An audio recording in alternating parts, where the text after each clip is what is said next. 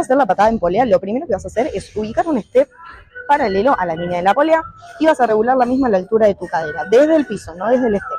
Desde el piso medís la altura. Y vas a agarrar un banco para poder agarrarte, que es lo que te va a dar estabilidad y te va a permitir hacer más fuerza. Nos vamos a poner alejados, te vas a agarrar del banco, la espalda inclinada hacia adelante, derechita, ni muy inclinada ni muy recta, es apenas para poder agarrarte, con la punta del pie mirando hacia arriba y la pierna no extendida completamente ni muy flexionada, sino con un poquito de semiflexión. Vas a empezar a elevar la pierna, fíjate que está direccionada al inicio de la polea, y haciendo fuerza en la parte baja de la cola vas a empujar hacia atrás. Fíjate que mi pierna no modifica la posición, ¿sí? No es que se flexiona y se estira, sino que siempre permanece igual.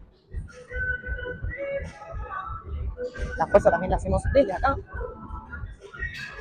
La espalda no modifica su posición tampoco, yo no me estoy balanceando con el resto del cuerpo.